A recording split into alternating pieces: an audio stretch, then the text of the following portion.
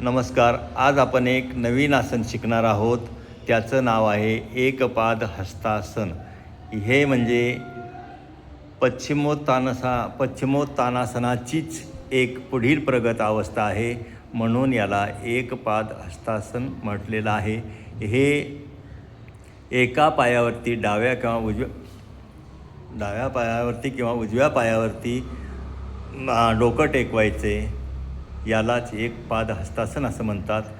आपण आता हे आसन करून पाहायचे. मी तुम्हाला शिकवतो त्याप्रमाणे आपण करायचे.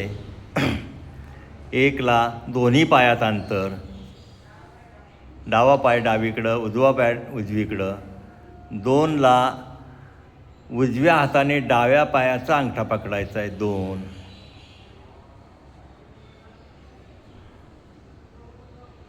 तीनला सावकाश श्वास सोडत डोकं टेकायचे. 3. छान केले आसन, सुंदर केले.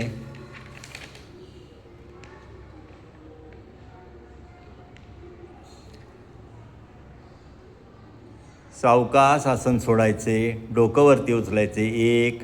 2ला हात जागेवरती. 3ला दोन्ही पाय जुळवून घ्यायचेत. बैठक स्थिती पूर्ण. या आसनामुळे आपल्या शरीरातील जांघेतील जो भाग आहे तो भाग, त्या ठिकाणी असणारे स्नायू हे ताणले जातात आणि कार्यक्षम होतात.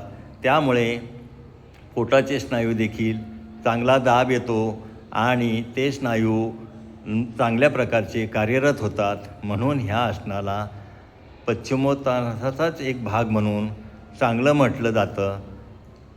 आता आपण याचाच दुसरा भाग उजव्या पायावरती झालेला आहे. आता दुसऱ्या पायावरती हे डोकं टेकवायचे.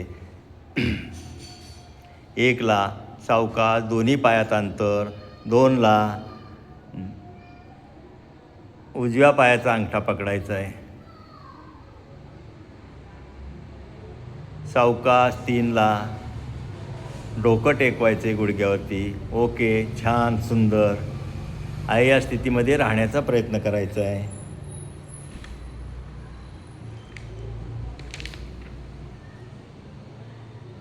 जास्तीत जास्त 3 ते 4 मिनटं या आसनामध्ये राहण्याचा प्रयत्न करायचा आहे. सावकाश आसन सोडायचे. श्वास घेत डोकं वरती. 2ला सावकाश हात जागेवरती. 3ला दोन्ही पाय जवळ.